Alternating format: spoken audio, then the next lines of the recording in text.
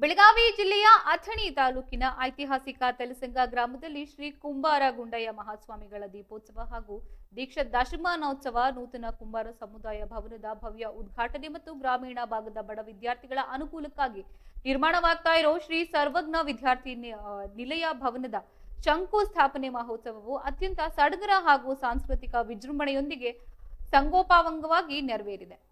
ಶ್ರೀ ಕುಂಬಾರ ಗುಂಡಯ್ಯ ಸ್ವಾಮೀಜಿಗಳು ಆಧ್ಯಾತ್ಮ ಲೋಕಕ್ಕೆ ಪಾದಾರ್ಪಣೆ ಮಾಡಿ ಯಶಸ್ವಿಯಾಗಿ 10 ವರ್ಷಗಳನ್ನು ಪೂರೈಸಿದ ಐತಿಹಾಸಿಕ ಸುಸಂದರ್ಭದಲ್ಲಿ ಹಮ್ಮಿಕೊಳ್ಳಲಾಗಿದ್ದ ಈ ಧಾರ್ಮಿಕ ಸಭೆಯಲ್ಲಿ ನಾಡಿನ ವಿವಿಧ ಮಠಾಧೀಶರು, ಸರ್ವಧರ್ಮದ ಪೂಜ್ಯ ಸ್ವಾಮೀಜಿಗಳು ಮತ್ತು ರಾಜಕೀಯ ಗಣ್ಯರು ಭಾಗವಹಿಸಿ ಆಶೀರ್ವಚನವನ್ನ ನೀಡಿದರು.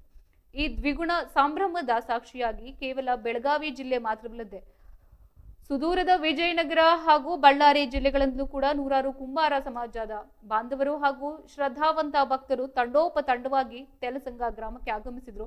ಇನ್ನು ವಿಜಯನಗರ ಜಿಲ್ಲೆಯ ಹಗರಿಬೊಮ್ಮನಹಳ್ಳಿ ತಾಲೂಕಿನ ಕುಂಬಾರ ಸಮಾಜದ ಪ್ರಧಾನ ಕಾರ್ಯದರ್ಶಿಯಾದ ಬಸವರಾಜ ಕುಂಬಾರ್, ಹೂವಿನಹಡಗಲಿ ತಾಲೂಕು ಕುಂಬಾರ ಸಮಾಜದ ಅಧ್ಯಕ್ಷರಾದ ಬಸವರಾಜ ಕುಂಬಾರ್, ಇನ್ನು ಮರಿಯಮ್ಮನ ಘಟಕದ ಅಧ್ಯಕ್ಷರಾದ ಕೊಟ್ರೇಶ್ ಕುಂಬಾರ್ ಸೇರಿದಂತೆ ಇಡೀ ಕಲ್ಯಾಣ ಕರ್ನಾಟಕದ ಭಾಗದ ಪ್ರಮುಖ ಮುಖಂಡರು ವಿಶೇಷ ವಾಹನಗಳ ಮೂಲಕ ಆಗಮಿಸಿ ಈ ಐತಿಹಾಸಿಕ ಸಮಾಜಮುಖಿ ಕಾರ್ಯಕ್ರಮಗಳಲ್ಲಿ ಸಕ್ರಿಯವಾಗಿ ಪಾಲ್ಗೊಂಡಿದ್ರು.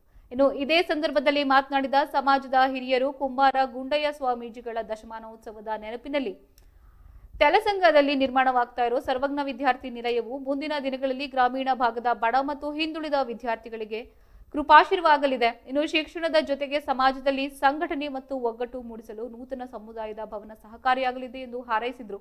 ಇನ್ನು ಕಾರ್ಯಕ್ರಮದ ಅಂಗವಾಗಿ ಬೆಳ್ಳಂಬೆಳಗ್ಗೆ ಸ್ವಾಮೀಜಿಗಳ ಸಮ್ಮುಖದಲ್ಲಿ ವಿಶೇಷ ಹೋಮ ಹವನಗಳು, ಕುಂಭಮೇಳ ಹಾಗೂ ಜಾನಪದ ಕಲಾ ತಂಡಗಳ ಭವ್ಯ ಮೆರವಣಿಗೆ ಜರುಗಿತು. ಇನ್ನು ತದನಂತರದಲ್ಲಿ ನೆರೆದ ಭಕ್ತಾದಿಗಳು ಮಹಾಪ್ರಸಾದ ವಿನಿಯೋಗವನ್ನ ಹಮ್ಮಿಕೊಳ್ಳಲಾಗಿತ್ತು.